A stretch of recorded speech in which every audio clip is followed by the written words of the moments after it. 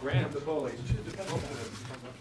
Good afternoon. I have no announcements to make this afternoon, so I'll try and answer any questions you may have. Charlie? Mike, I take it that what the White House said is that the Pentagon study on B-2 munitions, on bomber munitions, is going to be expanded now to possibly include platforms, expanding platforms, so that there is a possibility that eventually down the road more B-2s could be built. That is basically what we have. I think the key point here is that this study, which is a follow-on study to the earlier one that was conducted by Dr. Kaminsky on heavy bombers, is presently underway. And what we are, the phase we're in at this point is to evaluate the different combinations and quantities of deep attack capabilities to ensure we have the most cost-effective and operationally sound force. And what we hope to come up with in this process is first to develop models and metrics and use them to measure and compare the operational effectiveness of deep strike packages, the cost effectiveness of various weapons mixes, and do kind of a force inventory analysis. And then once that is completed, the Defense Science Board looks at all of that, does a check on the processes and the procedures that and the analysis that has been followed up to that point. And then what we will do at that point is to take into consideration some of the concerns expressed by Congress so that we look at the mix of precision munitions, reduced vulnerability provided by standoff weapons, the increasingly timely intelligence that we're able to provide to the operational forces, and advanced in command and control.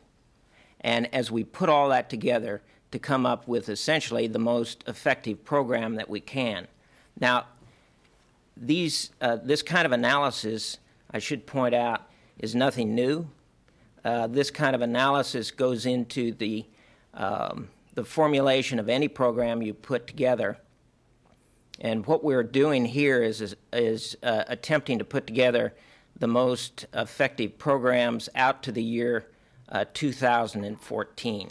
And that will focus on three different time frames: 1998, 2006, and 2014. Yes? Just to follow up briefly, I mean, you've used terms like models and metrics, analysis, mix, precision munitions, standoff weapons, command and control. I guess what I'm asking you to say is that the Pentagon had said before you didn't need more long-range bombers. What you needed to do is improve the capability of those bombers with weapons like better cruise missiles, that kind of thing.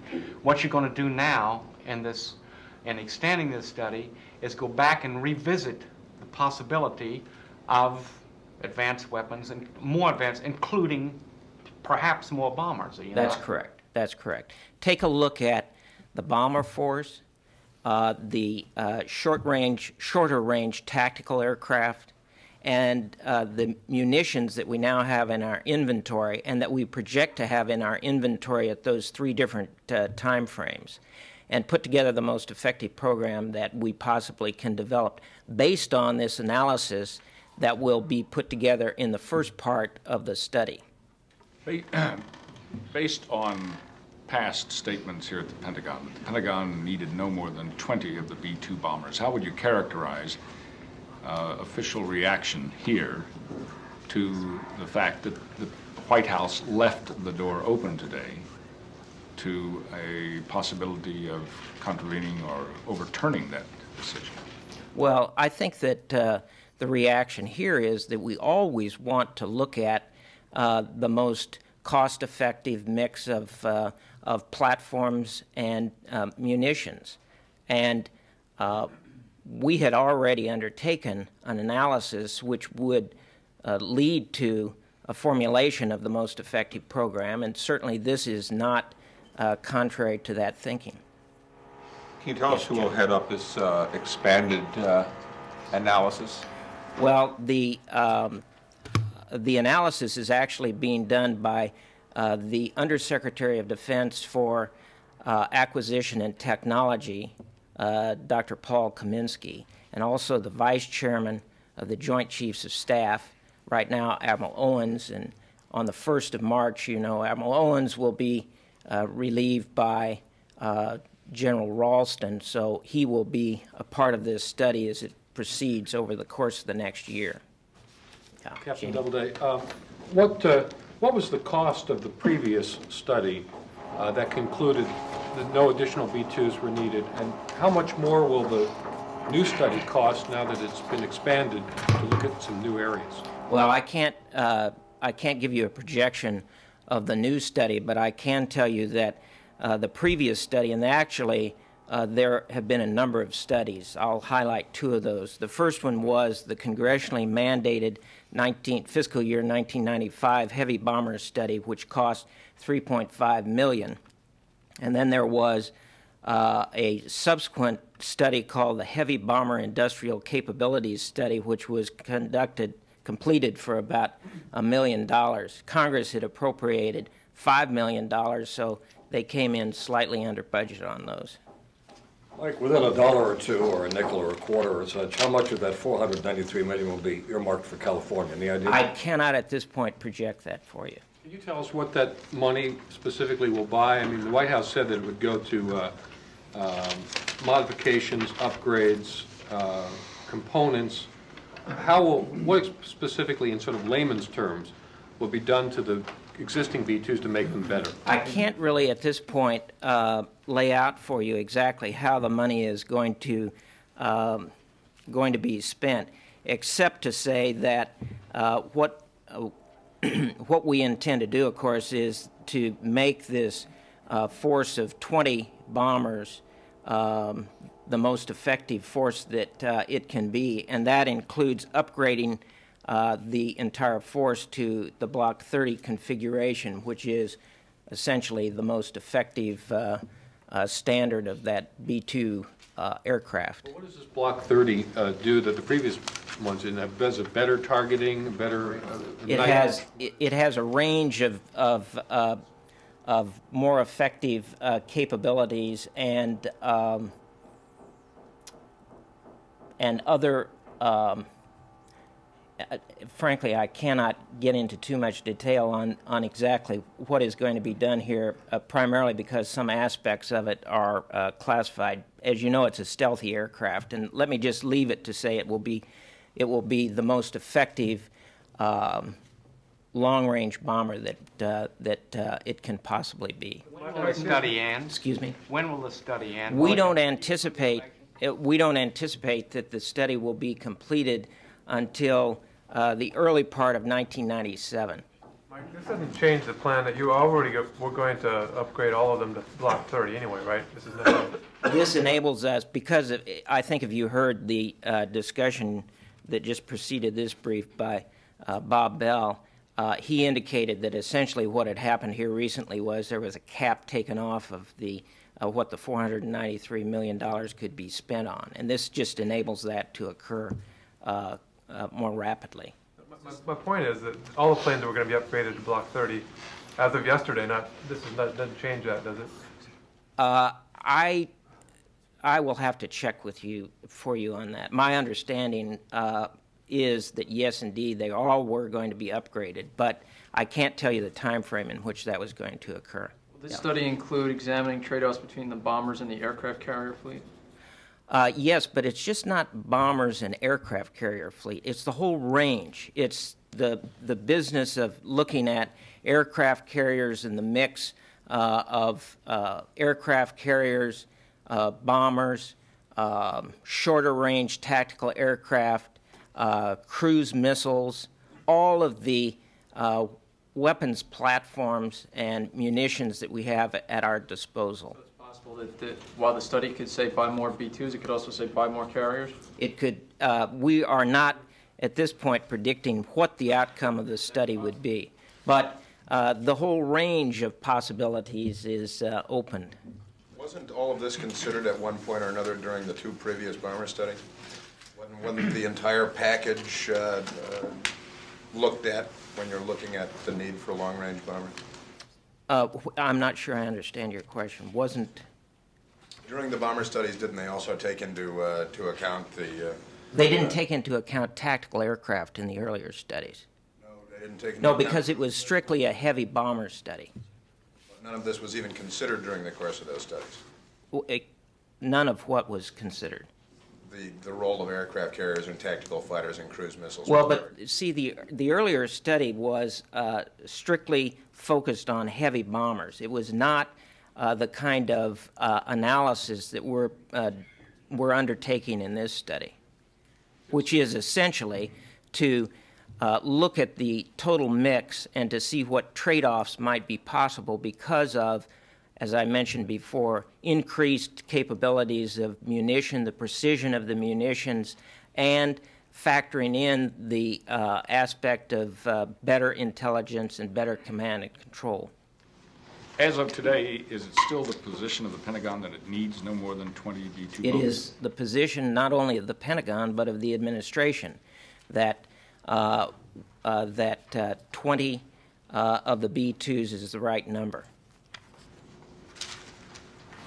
You don't need any more. Change the subject. Let me, do we have, yeah. Do you have One one? more question. I was wondering, why not stop the ongoing study now to include study of the bombers? Because first we want to develop the models and the metrics. This is essentially a procedural part of the study that will be validated by the Defense Science Board, and then we will proceed to do the kind of trade-off analysis that will come in the second part of this study. Yeah, Barbara? On the same subject, if you're undertaking such a comprehensive study of all of these platforms, do you think, does the Pentagon think, or how can you avoid thinking that maybe it's now time to do another bottom-up review? This essentially opens the door to that. How can it not? Well, we're not proposing to do another bottom-up review. What we're looking at here is just the types of weapons that we have, the types of munitions that we have, the platforms to deliver the munitions, and how we can most effectively build a program which meets our defense needs at those three gates. When you say build a program, what I don't understand is, are you talking that, what would the recommendations exactly be within? Would they not be numbers of platforms, numbers of munitions, size of the program? What are the types of recommendations that will be in this study in terms of the categories? Say that one more time. Okay, if you're going to look at types of weapons, types of munitions, and types of platforms, Right. Are you also seeking recommendations on the numbers that you should buy of weapons, munitions, and platforms? Or are you strictly looking at doctrine? No, I think that it will get into the correct mix, which would include some indication of the numbers that we should have. So is that not a bottom-up review? I don't consider it a bottom-up review. We're looking at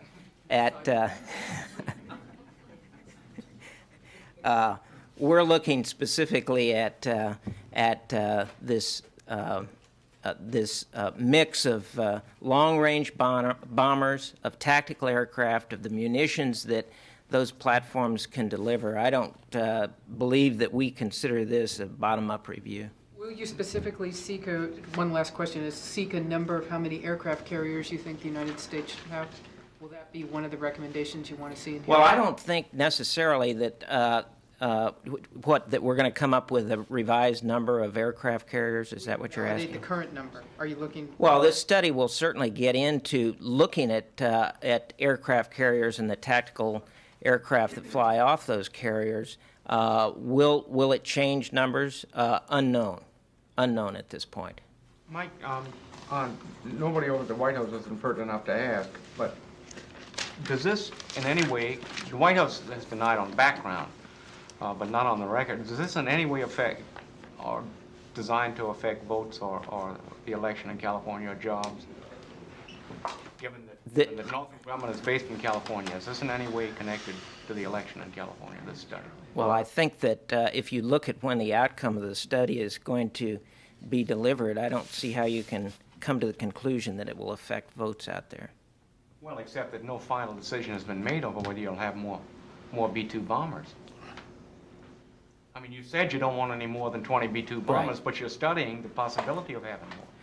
We are studying the most cost-effective mix of platforms and munitions for our programs in the out years. Which includes the possibility of more B-2 bombers. But which the thing about it is, Charlie, that this, I want to emphasize that this study was already underway, and that this kind of analysis precedes any kind of program that you put together on what your weapons and munitions programs are going to look like.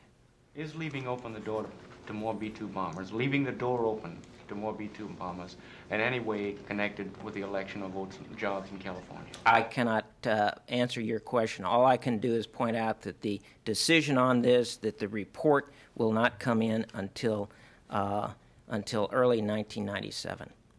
Change the subject? Yeah. Mike, this may sound like a little bit of a mini speech, but bear with me, the prelude is necessary.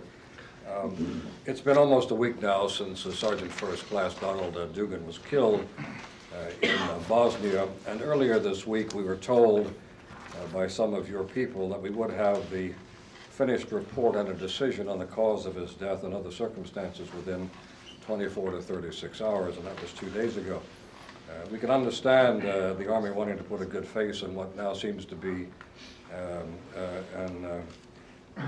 an unforgivable, if you will not say unnecessary, accident and or lack of judgment. But speaking for myself, I really don't need to know his service record, his medals, how bright he is. What I do need to know, and I need to know it now because it's long overdue, is what killed him. It's not enough to say it's a massive head wound.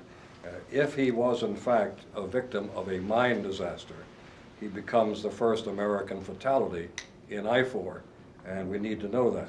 I would also like to know what he was doing so far away from where he was supposed to be, and we understand that we may never know that. The military is going ahead with this lengthy investigation, but in the meantime, would you please take the question, what specifically killed First Sergeant Dugan, and so we can go on with the story.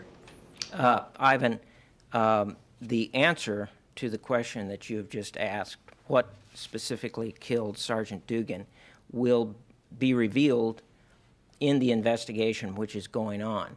And while I certainly understand your frustration with not getting a rapid answer to that question, I think that the overall goal of the investigation is to not only make that determination, but to determine all of the circumstances that surrounded this tragedy, and to build a set of lessons learned which can inform the people in I-4 in a way that will enable them to avoid this kind of accident in the future. Mike, a follow-up. With all due respect, the lessons learned have nothing to do with us covering the story. A couple of sagacious reporters of a good reputation who cover this building have reported, and I believe quite accurately, that Sergeant Dugan died while tinkering with a mine. They also found in the autopsy a pair of portable pliers lodged in his brain. I mean, the Army must know, or the military must know at this point, what killed this sergeant. Why can't you just tell us what you know and do the rest of an investigation later? All of that nonsense about cleaning up the Army and making it a better place to work, that's fine, but it's for the Army, not for us. We need to know what killed him. I say again that the answer to that question will come in the investigation report, and I can't predict for you when that will be completed. Doesn't it smack of a cover-up the longer this thing goes on? It certainly No, has I think what it smacks of is a desire to be very thorough in putting together this report, and I think that we also have to consider that that family members, who of course are very anxious to find out details of this kind of an accident, need to receive the most accurate information that they possibly can, and sometimes accuracy just takes time. Do you know what killed Dugan and you just don't know how it killed Dugan, and you're waiting to announce what killed him until you find out how? Is that I personally do not know what killed him. I do know that there is an investigation that is ongoing there in Tuzla, and we certainly talk to those folks every day, and as soon as they know the outcome of the investigation, they will let us know, and you also. Do they know what killed him and just don't know how it killed him? I just don't know the answer to that question. Yeah. China and Taiwan? I had a Bosnia question Yes. for you. Mhm. This order by General Mladic to stop contacts with I-4 and to suspend the Joint Military Commission activities, what's the Secretary Perry's response to that, or thoughts on that? Well, I think everybody in this building and everybody in this city believes that the entities who signed the Dayton Peace Accords need to adhere to those accords, that the accord outlines the most effective way that we can bring peace to Bosnia, and that we certainly need the participation of all parties in order to do that effectively. I know that that we feel very strongly that there must be consideration given to the War Crimes Tribunal, that the individuals who signed the Dayton Peace Accords have also signed up to cooperate with the War Crimes Tribunal, but they have also committed to working with I-4 and working with these commissions in order to bring about peace in that area, and that's the only hope that they have to do that. Well, to follow up on that, do you see their reluctance to work with NATO the start of unraveling of the Dayton Accords? No, I don't see this as the start of unraveling. I know that there are going to be some rocks in the road as we go down this process. It's not going to be a smooth process throughout the entire year, but I know that the I-4 commander and certainly people in this building and in State Department and over in the White House are anxious to see all of the parties participate to the full extent so that we can maintain the peace accord and bring it to its full measure of peace. Can you tell us if there have been any acts of resistance, either active or passive, by the Bosnian Serbs to express their displeasure? Are they blocking any supply routes? Are they impeding freedom of movement, or in any way not complying with any other terms of the Dayton Accord?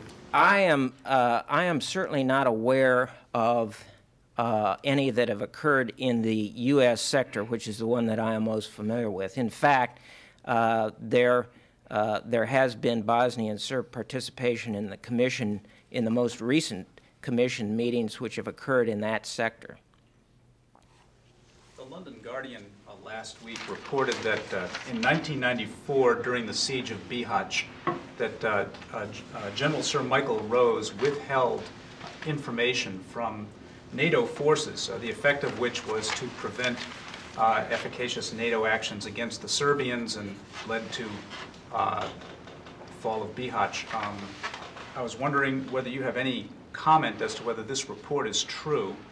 If you're aware of the report that was in The Guardian, it's based on an allegation that this comes from U.S. intelligence monitoring of communications between General Rose and SAS spotter units that were doing target spotting, and whose information was withheld from NATO aircraft that were scheduled to bomb.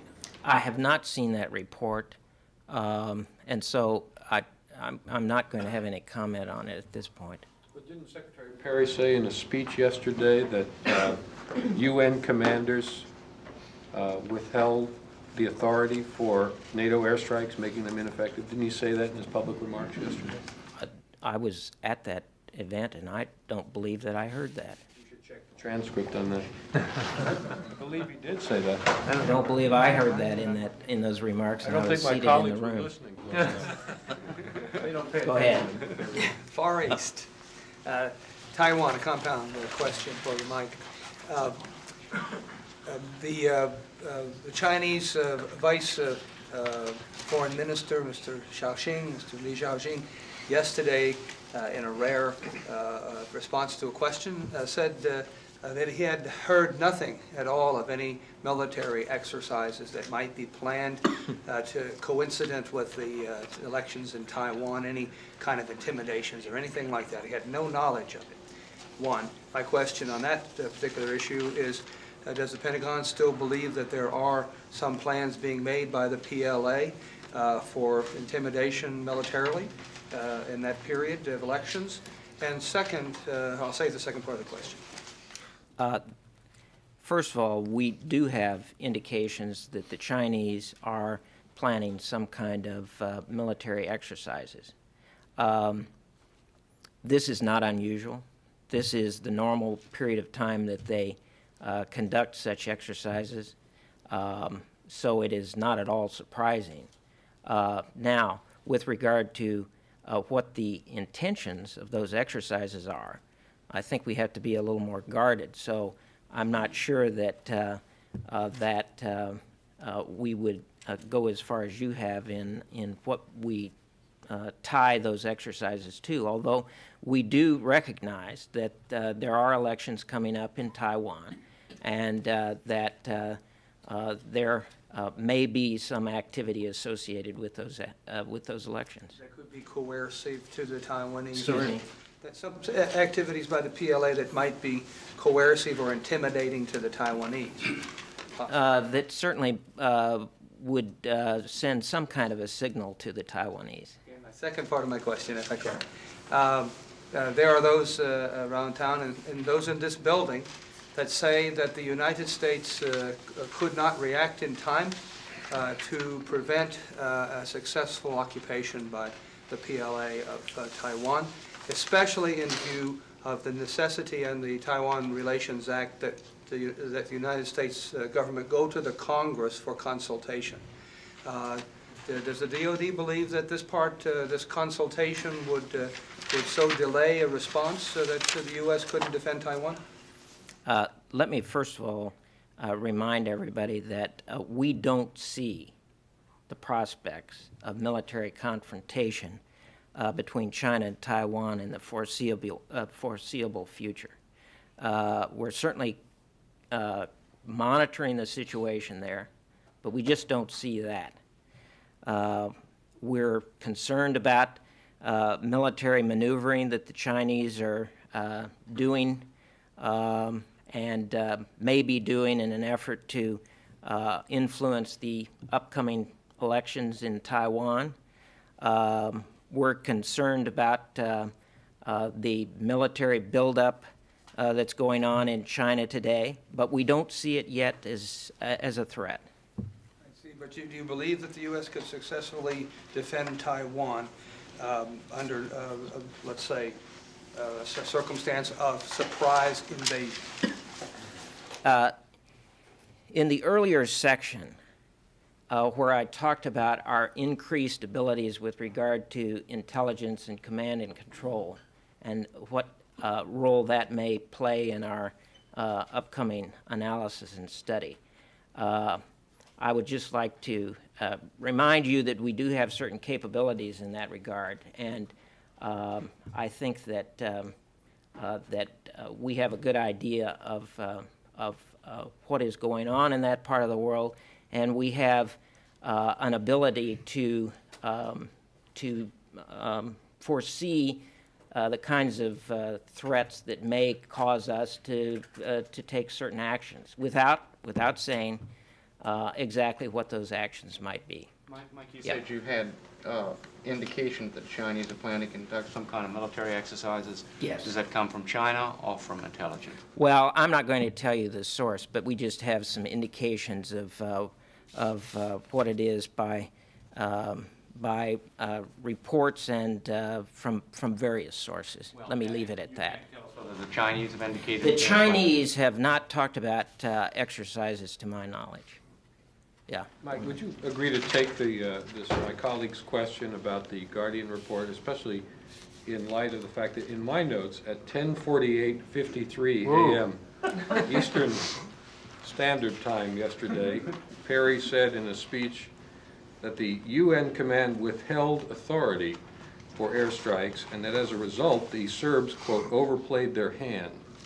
So. Well, I think that's a little different from the way I heard the question, but.